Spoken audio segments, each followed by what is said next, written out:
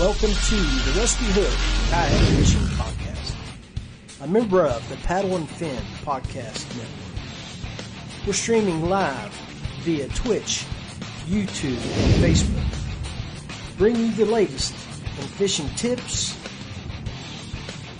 gear reviews with our friend from Payne Outdoors, Chris Payne, as well as some local and regional tournament news. We'll bring you on some special guests to talk kayak fishing. Now, let's join John Rapp, your host. Hey guys, good evening and welcome to the Rusty Hook Kayak Fishing Podcast. John Rapp here, and I'm looking forward to getting a few people on this show tonight and rocking and rolling. Before we get started, I want you to take a look at this new scene that I have set up. Just above my head now, there is a scrolling banners of all of the different shows that the Paddle and Fin Network offers. At the end of it, you can see who the hosts are, the name of the show. And so make sure you take a few moments and time to go check out the Paddle and Fin podcast page. They upload a show every day. This show gets uploaded there as well. And, lots of good information there, as you can see. So I got this new frame set up, hoping it'll work well. If you got a chance there, hit the like, comment, or follow buttons so I can see if you're on the show, and make a comment for me or two so I can check my boxes out and see if everything's working fine. As you guys know, we also upload this show to our audio podcast version on Anchor FM. So I had a kayak fishing tournament this past weekend with the West Virginia kayak anglers. There were 40-some folks that signed up for it from all over the state. And I was excited about it, more so because it was the first opportunity this year for me to get my camper out. And I got Beth with me. So we drug that baby down to Glenlyn, Virginia, right there at the state line, and set up. And I got the fish there. The only thing that worked out well for me was the camper. But my guest tonight that's going to lead off on the show, he had everything working for him. But it's not the first time that this guy has everything working for him.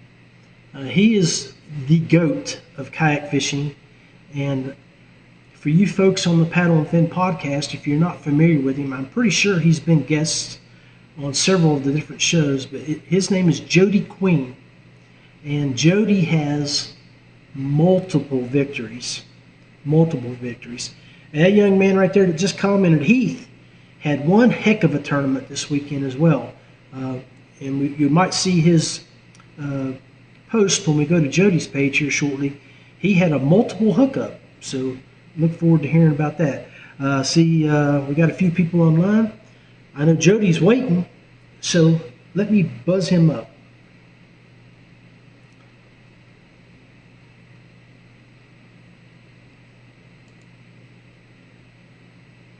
The way I'm doing this, folks, is I'm calling via Messenger. And when I get my folks online, so hey, let's bring Jody online here and see what he has to say about his home tournament win. Hey, the GOAT. What's going on, brother? So welcome to the rest of the man. How you been, John? Good, man. I'm so tickled to get you on the show. I'm glad to be here, buddy. Yeah, man. I mean, everybody wants to hear, how you're doing and what you're into, and I especially want to hear what you're about to do here in a little bit, because I think I've got lunch money on it. So talk to me, man. For you Paddle and Fin folks out there, this is Jody Queen, and as you can see in the background behind Jody in his studio, a bunch of trophies.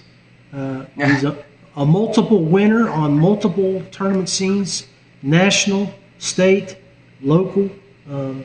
So this on All this. Right, John, you're making me blush. Oh, that's what I try to do, Big Daddy.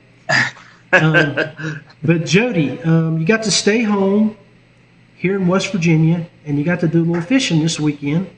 I know you've been on several shows. You've been on my show several times the past year and a half. But for the folks that might be new to the sport, introduce yourself. Tell them a little bit about your style of fishing, what you fish out of. You can drop some sponsors, all the products that you use, and then go in and tell us about how you battled the rising New River this weekend and caught such a great limit.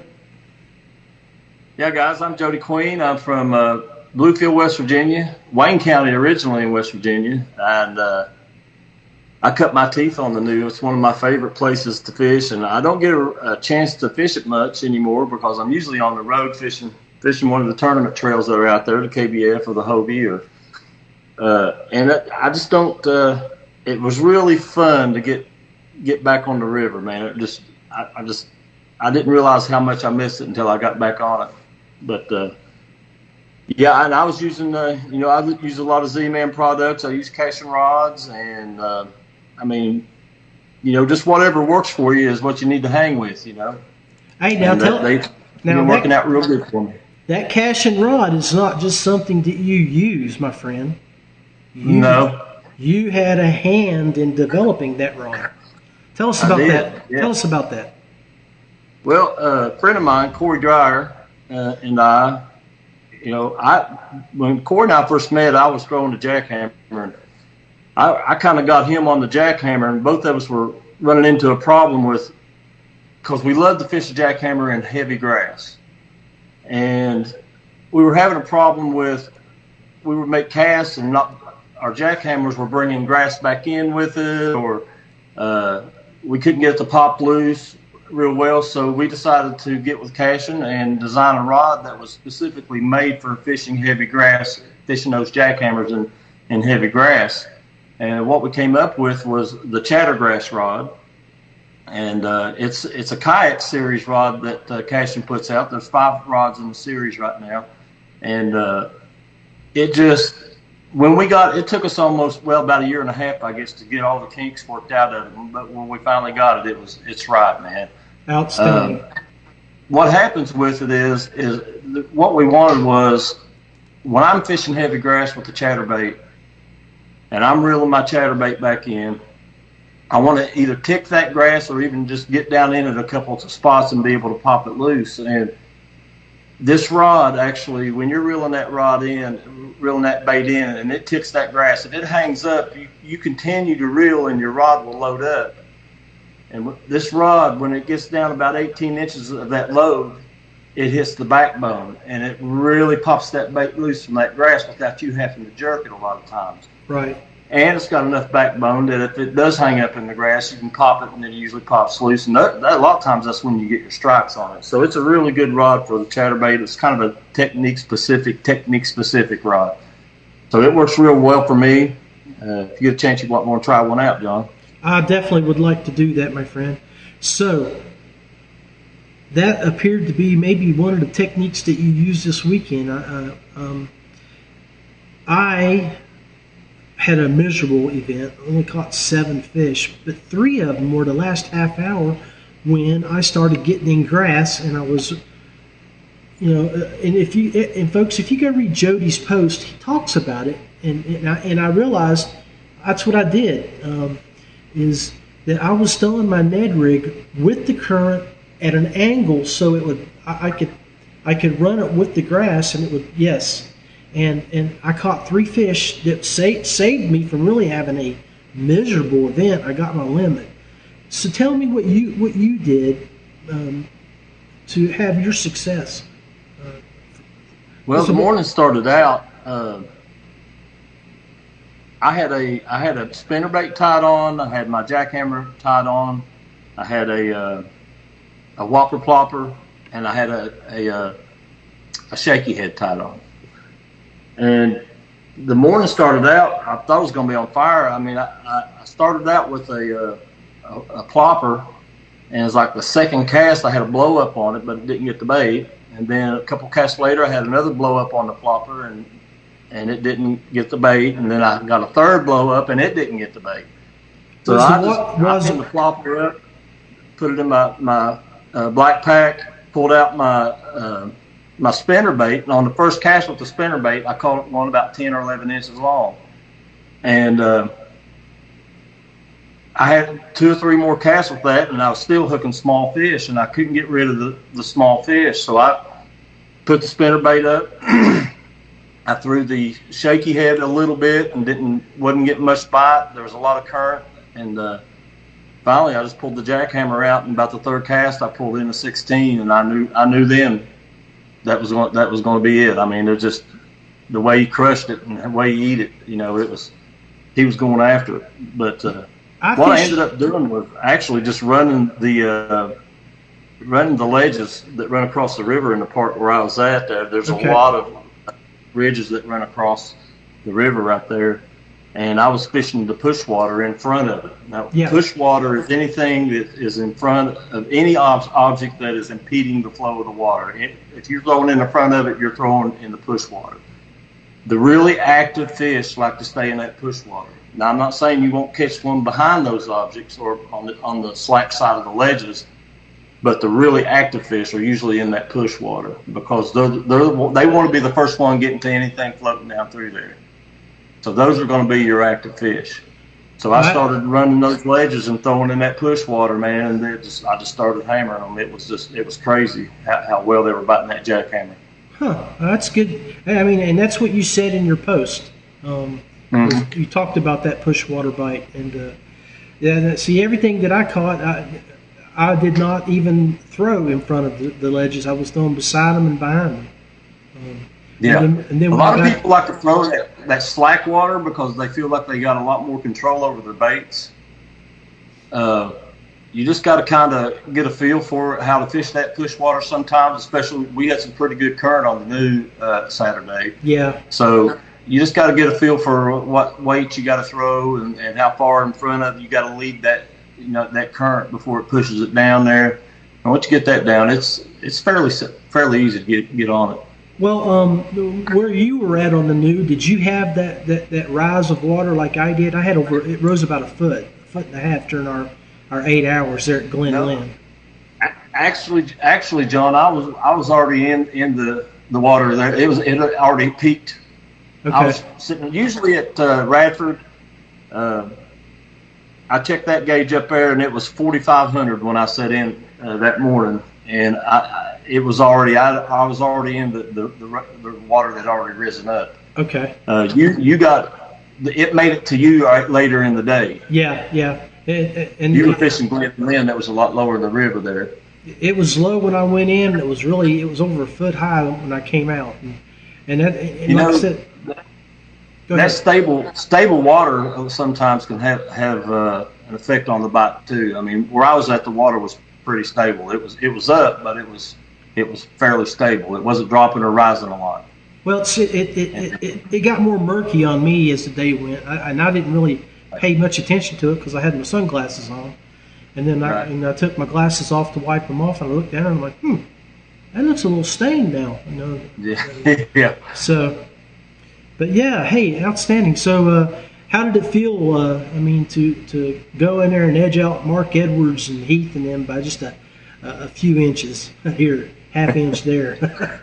I mean, Marky is a threat no matter where he's at. Ain't that the truth? Marky is a stick, man. I love Marky, man. He's a good guy. Awesome. I knew that. My wife, where I was at, I didn't have a signal. I couldn't put my fish in, but my wife could get a text through, and I don't know how she does it, but I could get a text from her, and one of the texts said that Marky hadn't put no fish on the board, and I figured he was fishing Indian Creek down there, and I knew he didn't have a signal, so I figured it'd be all day that he didn't have a fish to put on the board. And when I tried to put my fish in, I couldn't get them to go, but I told my wife when she texted me, I texted her back and I said, Marky would be he knows that Indian Creek area really well, and whoever's with him down there, Marky and Amos was in the back of my mind all day long. I was thinking, those guys are going to, and anybody fishing Indian Creek there, because I love that area. I've never fished that area and lost a tournament. It's been that good to me down there. So I figured I was going to be up against it with him. And then about middle of the day, I had a 19-incher flop off the board, which would have put me at 92 inches. Oh my! And when that fish flopped, I figured I'd lost the tournament. I said, well, maybe top 5. I might get top 5, because I knew the fish were hitting so good that somebody else was going to be on the fish. So I figured it was going to be close. Well, I tell you, Amos, he would be a good one to have on this show right now with the weekend he had. He had a good. His stories would be very good. 2 hours into the float, he flips his kayak and loses a couple rods, and then turns around and gets over 80 inches of fish. I mean, that's a great. Yeah, he done well. He recovered well. He sure did. So, hey, buddy. Amos, man, he's a stick too. Amos is a heck of a good sticker. We got some good fishermen in our region. West Virginia, man, this place is full of something. And I keep telling everybody that. I mean, I don't care if I'm on a podcast or getting interviewed for something. I keep telling everybody, these guys, if they ever left the nest of West Virginia and really, they would dominate the trails. I know they would. I think they would. Well, look at Mark. Look at Mark. Exactly. Every time he steps out, dude. Yeah, I think the lake fishing in this state is so tough that when these guys get on a lake like Gunnersville, it's like, oh my God, I can catch all kinds of fish out this lake. They're used to such tough conditions, and the guys in West Virginia, they excel in tough conditions. You ever notice that? I have. I mean, we've been around to see a bunch of our boys really go out and just do well. Yeah. You've got Greg Harper that's traveled around. Greg Harper, he's another one. Yeah. So I mean, yeah, buddy. Hey, so I see you got something over your shoulder there, right? Leaning up against the wall. What, the box? Yeah, that little right there, baby. So won't you sing us a victory tune, brother?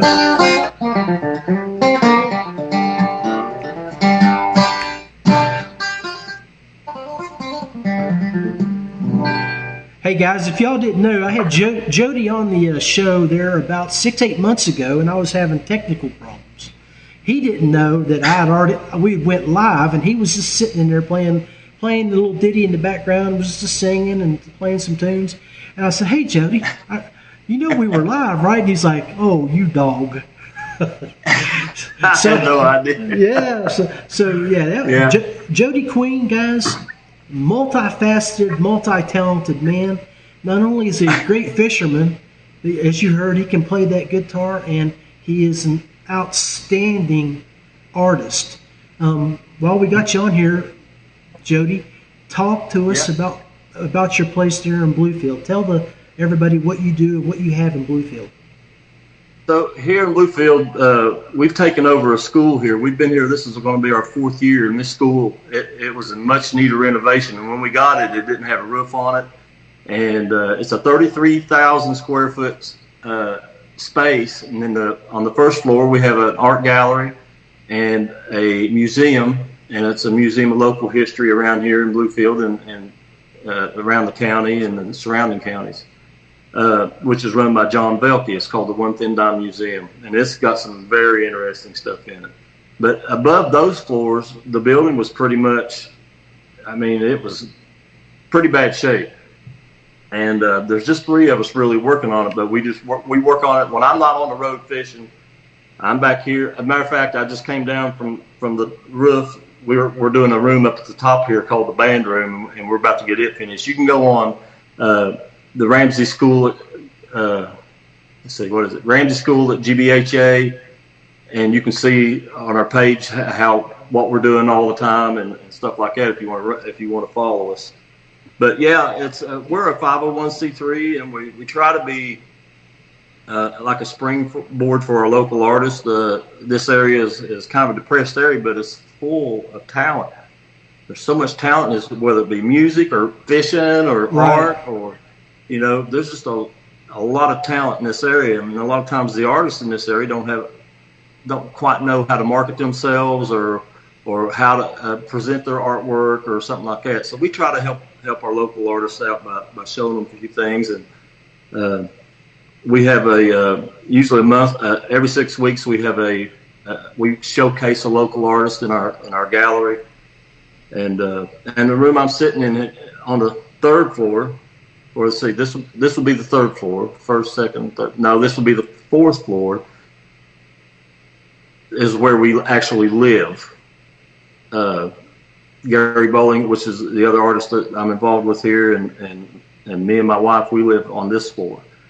But it's really funny. This building is in Ripley's, believe it or not, because it's a 6-story building, but it has 7 ground floor entrances because it's built into the side of a hill. No matter what floor you're on, you can walk out at a street level. That's outstanding.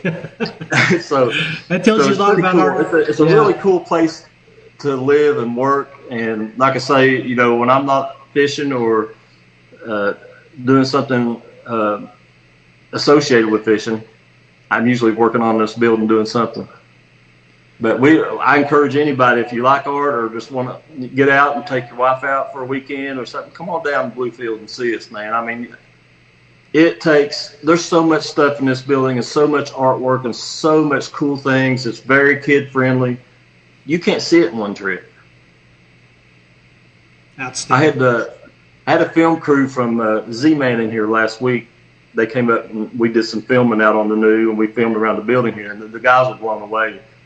And I was telling the cameraman, I said, man, we were sitting in my living room in here or in my kitchen, and I said, man, you can't see everything in one trip here. And he was looking around, and he said, man, I can't see everything in this room in one trip. I mean, it's that kind of a place. There's something neat in every corner, you know. Outstanding, man. Outstanding. Hey, nothing but love for you, brother. Thank you, bro. And thank you for sharing your story with us. Yes, sir. Hey, yep. So I'm gonna cut you loose, and we will catch up with you again real soon. Sounds good, brother. Thank you for your time. Guys, be safe out there. Hey, that was the total package and the GOAT, Jody Queen. I'm gonna cut him off here, and then we're gonna take a quick break, call up Chris Payne, and then we're gonna bake some plastics. Maybe Jody will jump on the chat and tell Chris what colors he likes. Yeah, that's right.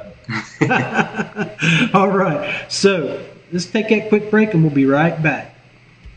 Yak Gadget, proudly supplying you with American-made products.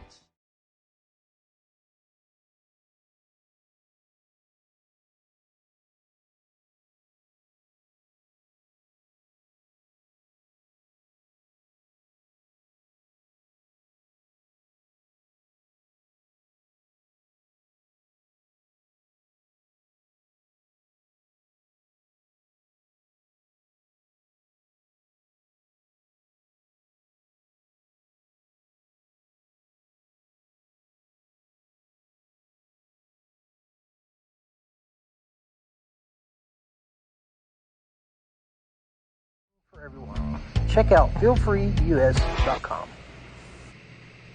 All right, guys, we're back. I hope you guys are enjoying our new setup here. Make sure you like, follow, or comment. Hit that like button, follow, subscribe. I want to see your name plop up on the screen here. Let's take a look and see who's been on the chat. We've had quite a few people come through. We got Heath, Jody was on. Blaine Winters made a comment. Hey, guys. Then we had Blaine, you're right, he is the GOAT. Tommy Covey, one of my boys from my wedding. Scott Birchfield, Greg Kupfer, Shannon Rubel, Dean Bowling Jr. He commented, what's up, fellas? Jonathan Pingley was watching with us. Steve Napolitano, Mike Manave from Westbrook Supply, Frizzy from Florida, some more. Johnny Abshire, hey, brother, how you been? And Elizabeth, thanks for joining. John Abshire just posted, Jody is a stand-up guy, and there's no doubt about it. So let's reach out to Chris. So if you watched last week, Chris was working on some baits. Well, after I got, and he he showed us this canister of a bunch of his throwaways because he doesn't reuse his plastic. I sent him some money. I'm like, hey man, send me those plastics. I'll use them. But then he reached out to me and said, we're going to do some stuff live tonight. So let me call Chris up and we're going to get him on and see what's going on.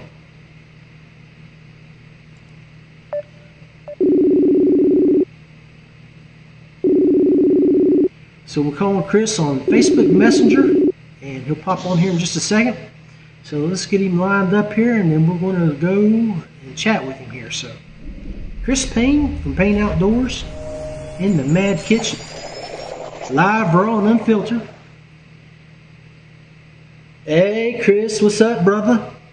Hey, I'm shooting some baits. Can you hear me okay? Oh, you sound really good, man, loud and clear.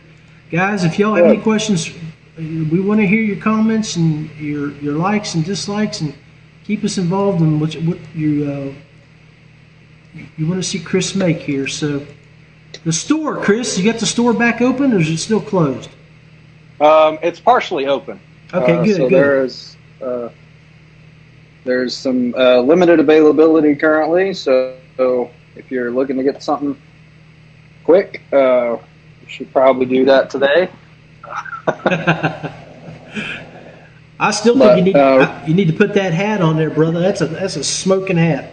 I know they're hard to get, but man, it's a nice one. Yeah, it's yeah. It's probably just not going to happen. I hear you. Right now, I'm making some of our kind of wacky pack colors. And, that's what Jody just asked. Is what you cooking? So what I'm doing is I'm taking, like last week for everybody who watched, we showed this bin of discarded plastic, right? That I don't use for retail orders. We shoot it, and whatever is trimmed off and left, we don't reshoot because you can get problems. With what a wacky pack is using all of those scraps and basically just cutting up a bunch of different colors and putting them into the cup, heating it up, and whatever comes out, we shoot it. All right. Sometimes it works really well. Sometimes, depending on the plastic makeup, you get dents in baits. It doesn't really hurt them, but like you can probably see there, it's got a dent there. Well, that's one of yours, John Boy. All right. So that color right there. Outstanding, buddy. How well y'all can see that. It's got a lot of sparkle in it. Thank you, and Jody. then I just shot a new color that I just mixed up. And here, let me dip the knife. That'll probably be the easiest way to see it, because it's not quite cured in the mold. I was shooting them as you called. Here we go. So this yeah, nice green pumpkin motor oil mix from what I'm looking at on the screen. Yeah, it's got tons of sparkle in it. It's got holographic in it. It's got a little bit of red sheen to it that comes out in the sun. So that's another set that I've got coming for you. And then while I'm waiting on these others to cure, we can do another one live. So what I need for somebody to do is to give me some base colors. You can do that, or I can't see the chat, so you'll have to tell me if somebody tells me some base colors. But just pick a base color. It can be crazy, or it can be standard, or whatever you want.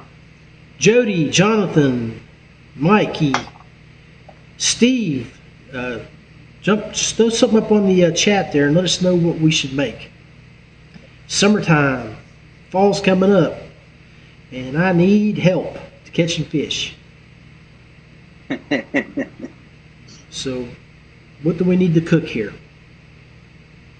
I got 3 people online, so one of you 3 throw something up. PB and jelly is what Jody just threw up.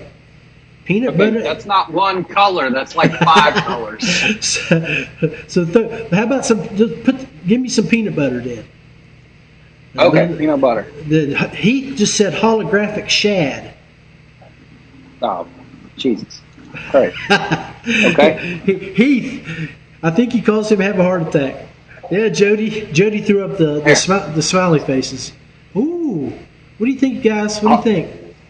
Holographic shad. Was that out of the bin? Yeah. Outstanding. I may or may not be doing that for a customer. Now you cannot be using any new plastic for my builds. That's part of the. I'm not. Thing. This is all old plastic from other customs that we've shot. And hey, let's mix it up a little bit. Let's put a little orange in it. Heck yeah. Just a little, not a ton. Just a little orange. Let's drop. Oh yeah, here we go. Drop a little of this bad boy in there. All right. We'll just trim a little bit of that. See, I'm making notes because if this works, I'm gonna have a custom color.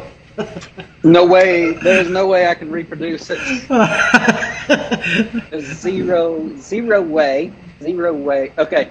And just to make sure that we are not going too much, I'm going to put a little bit of a white base with some small black fleck in it. I got you. Just a little bit. I don't want that orange to overtake it. It has a tendency to try to do. All right, so we've got this big old. That's our microwavable plastic. Yeah, it's Pyrex, so it's glass. It's cast glass. And then we're going to go 2 minutes on that. And yeah, okay, so now why don't we look at these while that other is heating up. This is that green color that I just shot, that I showed you guys on the knife. And so you're going to get to see it the same time I do. Frizzy down in Florida said something about a myrtleate red flake. Is that? Myrtleate? Yeah. Yep, we can do that. Ooh, look at that. Some murder hornets. Yeah, baby. Yeah. So those are coming to you, John. That's going to be a good color. It's got kind of a Christmas vibe to it. Oh yeah. So that's going to be a good one. We'll stack those. All right, guys. You six viewers, keep throwing some suggestions out to us. Type them up. Put them in there. Let's see. Jody Queen said nice. Well, that's a big compliment coming from Jody, considering he catches all the fish. Without a doubt. Like the fish slayer. I can't believe that I only live like 50 miles from the guy, and I don't go down and pick his brain more often. Yeah, that's a shame on you, John. I know. I think we need to give Jody a new middle name called King And. What do you think about that, Jody? King and Queen. Jody, King and Queen. King and Queen, baby. See, Jody said green pumpkin, blue flake. Yeah. Yeah, we do that all day. Do that all day. What I'm on, I've got. Oh, that's got to go a little more.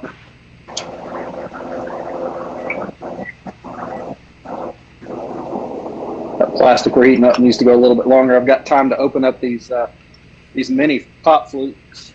So hey, just for the customers out here, when you're burning your plastic in the microwave, what is your count? Was it 90 seconds? A minute and a half? No, it's 3 minutes per cup of the plastisol that I use. Okay. And that can change based on the viscosity of the plastic. So the thicker the plastic, which basically means the harder the plastic, where you've got more PVC and less oil in the mix, then the longer it's going to have to go, because you've got to get that PVC to melt into that oil, which is basically the process of how that works.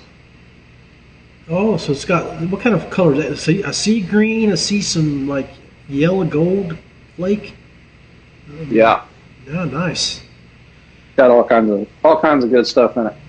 So Jody commented on our comment there. He says he's just a hillbilly that likes to fish. There's a bunch of us. Well, yeah, but there's not any with a trophy room like him. So ain't that the truth? I know about that trophy room. I've seen it on some different shows. I guess here in about a week and a half, you'll be adding to that with the big trophy from Greg Kupfner. Yeah. You know what I'd be really interested in seeing is have Jody come spend a year in Texas. Like, I want to see what kind of fish he can pull on lakes like Rayburn and Toledo Bend and Fork and all of these big bass fisheries. I think Jody might move from West Virginia. I don't know. I think he likes his smallmouth. He likes his smallmouth pretty hard, pretty good. So I don't know. Jody, what's your thoughts on that, buddy? We get him some 12-pound largemouth. He may stick around. Chris, you're gonna love his comment, buddy. His comment, folks. Jody says, "Don't threaten me with a good time." You gotta love it. Yeah, Texas is it's quite the big bass fishery. I wish I got out to East Texas a little more to fish some of those giant places. Unfortunately, it's just not. For all the folks out there that'll be listening to this via audio podcast, Chris is in the Mad Kitchen, and we are burning plastics. He's he just told us there a minute ago. His cooking time takes about 3 minutes. Oh yeah, that's before the stir. So hey, I'm about to. Do you have a frog? Did you ever buy your frog mold? No. Ah, okay. I know they were talking to you about that a couple months back. I'll check and see. Nope. Hey, Chris. Jody said that Eagle Mountain Lake outside of Fort Worth is where he caught his personal best. It's 11 pounds 4 ounces. Yeah, we could break that in 30 days. Get him on the right water. All right, so this is what you guys made. Outstanding. It's kind of a, I don't know, pea green color. Hey, did that have any glowworm in there? It looks like that. Nope. You want me to put some glowworm in it? That looks like it has a little glow to it, doesn't it? Yeah, it's just that nuclear chartreuse, I guess. Here, I'll put some glowworm in it. Hey, that's what we're gonna name it right there. You just named it, nuclear chartreuse. All right, we'll put a little of that glowworm in there. Glow. Stir that up. Yeah. Okay. So when you get these baits, I'm gonna shoot this in the murder hornet because I don't know that I've got enough to shoot it in the. Do you want it in the murder hornet or the mini flukes? Yeah, go with the mini fluke. Okay. I'll shoot it in the mini flukes. So Chris was like, sprayed, or Jody asked, sprayed grass, question mark. Have y'all been having a grass problem down there? Is he talking about that or the color that Reaction Innovations makes? Oh, that's a good question. Jody? He might be talking about the color. I have to tell you, that color reminds me of my days back in the Army about 4 a.m. Yeah. Yeah. You're not wrong. What about you, Jody? You remember your Army days there, buddy? Does that remind you of those 4 a.m. right before you go to PT?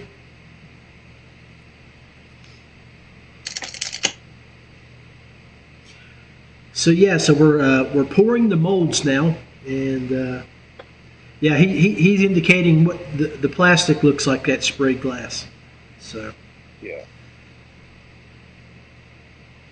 So right now he's shooting it into the mold, and we should have a product to look at here in probably about 5 minutes.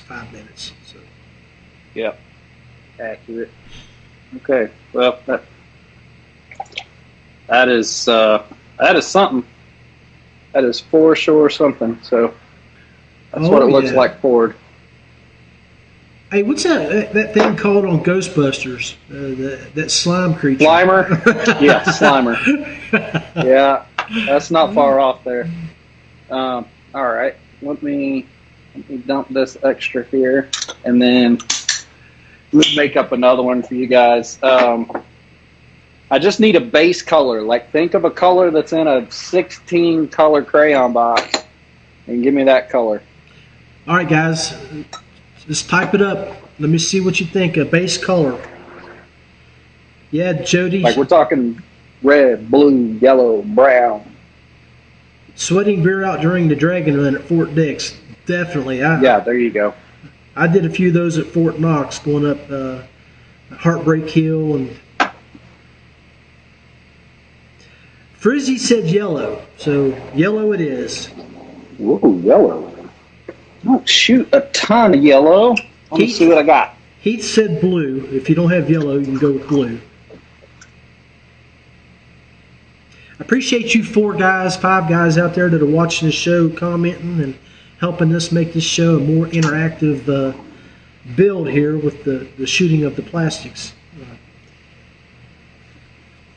Okay. Yeah, I've definitely got blue. I shoot a lot of blue. My favorite color is actually moody blue. Yeah, you do. So, you do.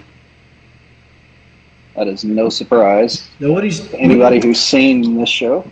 What he's doing, guys? He's down in the bucket looking through all the plastics that he's poured. So if blue is your easiest to find, brother, don't be afraid to use that. All right. Okay. So I've got some blue we're going to chop up. And then what I'm going to do is I'm going to change the profile of it by adding different glitter to it. So what I've got is some blue. It's got a touch of green to it. Not much, but just a touch. And so it's got a little bit of blue flake in it. It's got some black flake in it. But what I'm going to do is I'm going to spice it up. Okay, we're gonna have a little bit of fun with it. That's what you're hearing there, folks, in the background. He's got them scissors going through that old plastic, cutting it up so he can put it in his melting pot so he can throw it in the microwave here. Yeah. All right. Here we go. We're gonna go in the microwave now. And since I've got about 2 cups of plastic, this would normally take, if it were solid and didn't have any air in it, this would normally take 6 minutes. It's probably going to be closer to 4.5 or 5 because it does have air pockets all in it, and it's not a straight 16 ounces. So outstanding. I'm going to go 4.5 on that, and then we'll check it. You can always heat longer, but if you overheat it, it will turn into a brownie. It turns into this big mushroom cloud that just turns dark black, and it's awful. Once that happens, that plastic can't be reused, right? It's burnt. Oh, yeah, it's gone, and you will only smell that in your nose. It's like a latrine pit. It's not good. Another military thing. Storm Carter, what's going on, buddy? Let's see, Frizzy, Stormy's watching with us now. Oh, my, they turned out all right, brother. Yeah, look at that. And they glow in the dark. See, we can use that old plastic for these special shows, man. Yeah. Okay, so Frizzy, good. Let's see what the Frizzy just put. Frizzy said, I added a drop of red worm dye to my yellow trick worm bag and had an insane reaction. Bass, tilapia, and catfish. And he just commented on what he looked at. He added some garlic scent. So Frizzy just said sweet on that. The view of those baits there, brother. So, all of my baits, unless you request something different, come with garlic oil. Garlic oil is on them. Trust me, you will know when that package is on your doorstep. Your wife's going to be like, oh, did you bring home Italian? Nope. I brought home bass food.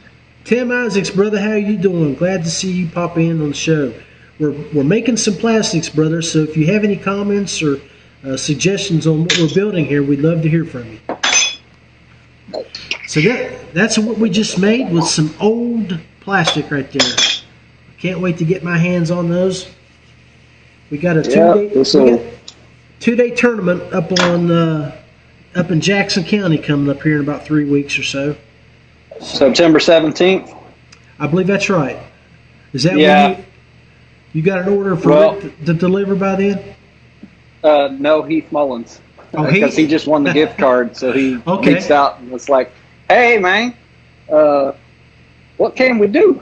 I said, "Oh, I got you." Well, now I know why he's watching so intently here. He's he's checking out. Oh, he's already got his order in. Outstanding. My guy was quick on that. He was like, "Hey, I've been looking. I think this is what I want." I was like, "I got you. Outstanding. So let me show a shot of this while we're waiting on this. So these are some of the different colors that we've created just while we've been on the air here. Outstanding, man. And looks good. These are all recycled plastic. Obviously, we can do other stuff, like we can do crazy train type stuff, right? Oh, fall time, baby. Yeah. Yep. And then Adam, you like that chartreuse pepper? Yeah. You know, it almost looks like your crawdad that you made there, your 2-color crawdad there from a couple weeks ago. That guy right there? Mm-hmm. Yeah, there she be. That's him. Yeah. So, and then, well, you guys know, and since he shares it on social media. Yeah. Is that Rick's that you finally got? That's that Rick special, man. Outstanding. That Rick special. Rick does. Yeah, Rick's not bashful. Some good work.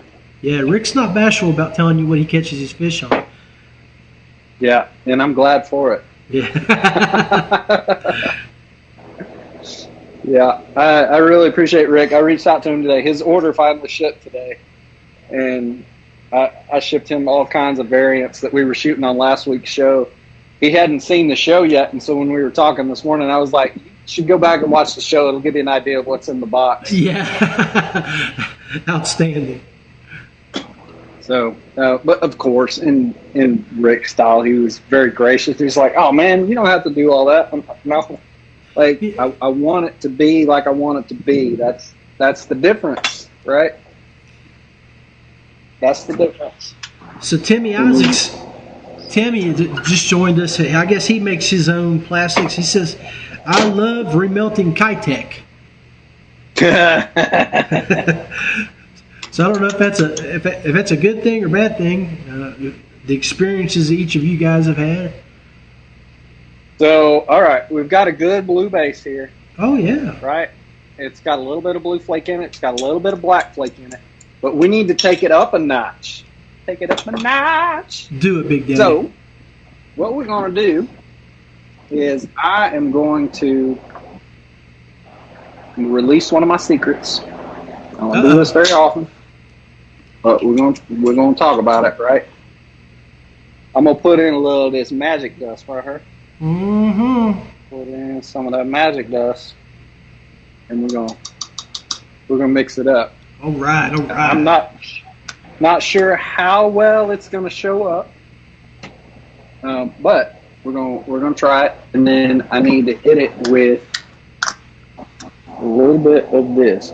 So what we're doing is I'm adding just a little bit of gold glitter and a little bit of gold pearl powder.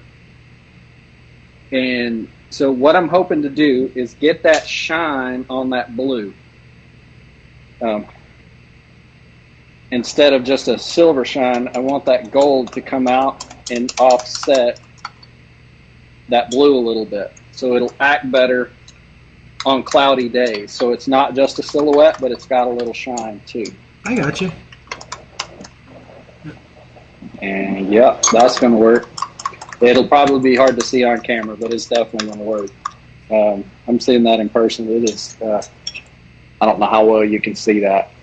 Enough. Yeah, it looks good. So let me shoot these baits, and then we'll get to see what the finished bait product looks like. Sounds good, buddy. Yeah, these last 3 weeks with us in the kitchen here, this has been pretty fun to see how you do everything. Yeah, it's a lot better than hearing me rant about people bitching on the internet. No, but that has to happen too, man. We got to hear the reviews that you give and all the stuff that you're involved with. So take the good with the bad, baby. The good with the bad. So guys, So the trick when you're shooting right hot now. plastic, yeah. So I'm shooting this hot plastic in these molds. You got to go slow. So when this plastisol is 350 degrees, it's liquid. It's like pouring a soda out, except it's scalding hot, right? And so if you just push it as fast as the plunger will go, you're going to create air pockets in your baits. And reheated plastisol is even worse about air pockets because you've already got PVC and oil that are trying to break down on you. So what we do is we go nice and slow. It also helps to let it cool a little bit so that you're not just running straight up against it. But we are, that is a trippy color. I need to let that set for a second so when I pick it up it doesn't pour out. But I'm gonna actually here. I think I can pull my camera and show you this. Outstanding. We'll get a live view. And hang on, I'm gonna flip my camera here. Okay. Oh yeah. It does have some So shimmer you can to see it. it's got. Oh yeah, the edges of it. So guys, what do you think out there? No. So that is that's kind of what we're working with right now. I didn't want you guys to have to sit forever in the day waiting on that to cure up. That looked good. And apparently I messed up my tripod, so you guys just hold tight for me for a second. We're just about there. All right. I'm surprised you don't have like a ram mount hooked up to the wall in there. Well, I've got all kinds of other things, but this allows me to charge my phone at the same time. I got you. Yeah. That I'm doing the other stuff. So, all right. Let's see. Woo, that's still warm. Oh yeah, gloves. Yeah. So still warm. Man, I need to save that clip for my B-roll later. Yeah, there you go. Okay, this one's cooler because I didn't shoot the murder hornets the last time I shot the mini flukes, and so they already still had ambient temp on those aluminum molds. So we're gonna crack this open together. All right. Here we go. Take a look, see. Show you kind of what we got here. Oh yeah. Man, it looks good. So it's kind of hard to see that gold unless I just really ramp up the light. But it is. Yeah, there you go. Yeah. So you can kind of see through those tails a little bit. It does have a little translucence. Yeah, yep. That's the word. Yeah, Buddy they're thank you, buddy. Pretty good ones. And that gold is going to really show up on those cloudy days. So, Heath Mullins commented and said they look great. Well, I think you're going to really like the ones you get in the mail, buddy. And so somebody was asking about methylate. So methylate with red flake comes in a lot of different colors. This is kind of the color that methylate is in its raw form. Yeah, that was Frizzy. Frizzy just commented. Very some nice. people like to add, red flake, like Frizzy said, or shoot it more translucent so it turns more of a. We used to have a color that we shot called Rainbow Unicorn that had holographic flake in it that was more of a translucent methylate. That was pretty good. Oh, you can really. I don't know if you can see that, but the gold on the screw. Oh yeah. So it's definitely there. Heck yeah, buddy. It's almost like it was dusted with gold. So that's kind of what we're shooting for. when we add that. We don't want to overdo it, or else it mutes out everything else in the bait. And so if you wanted just a slick chrome looking bait, you could do that. But personally, I don't know, they're kind of gimmicky looking. The Berkeley Power Bait back in the late 80s, early 90s, not too long after it came out, had a color that they called Real Shad that was black and silver, and the silver was basically silver pearl powder. It was so much of it, it was like reflective. I used to call those the chrome worms, like it had so much of that crap in it.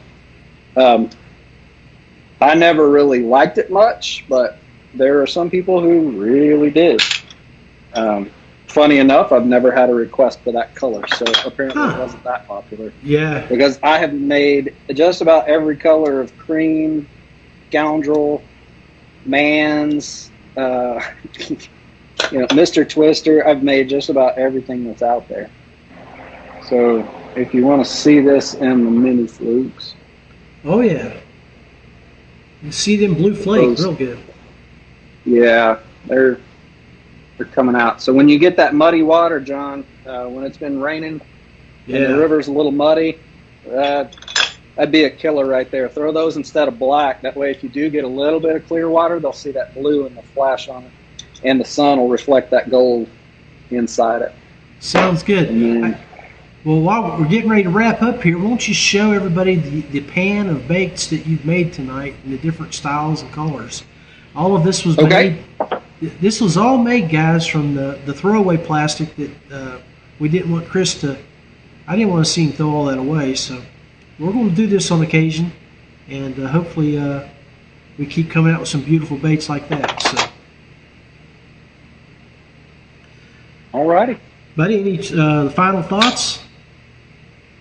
I would just encourage people to, continue to support small business if you can locally, in your hook and bullet world. You've got a local tactical shop, or you got a local bait shop, or, local rod builders or anything like that. Continue to support those guys, because that big box store, they don't really care what you want, what you need, and they're not going to listen to you. And most of the time, they're not going to make it right if they screw it up. Agreed. So, support those small businesses. They are trying to earn your business every single day. So find somebody locally, or a small business on the internet that you like. PayneOutdoors.com/store, and send them a little bit of your money, and I promise you're going to get more back than you ever imagined. Outstanding. All these baits we shot tonight, John, they'll be shipping out to you this week. Outstanding, buddy. I appreciate you. All right. Nothing but love, man. I'll catch you next week. Okay, sounds good. Thanks, guys. All right. That was Chris. Did an outstanding job in the Mad Kitchen tonight. Make sure you leave a comment. Let us know what you think of what he was cooking. I hate to see that bin of plastic that he has just being thrown away and lost. So, I was really glad to be able to work with him tonight and take some of that, chop it up, and reuse it. Because for you, the consumer, the customer, that when he makes something for you, he doesn't use old plastic. He uses brand new plastic. So, hope you guys enjoyed the new scenes. I appreciate all the comments and the interactive with everybody here tonight. Jody Queen, you are the GOAT, and thank you for your time on the show. Rusted Hook Podcast, every Tuesday night live, raw and unfiltered. We shall see you next week. If you have anything you guys want us to talk about, let me know. Stay safe, tight lines, and John Rapp out.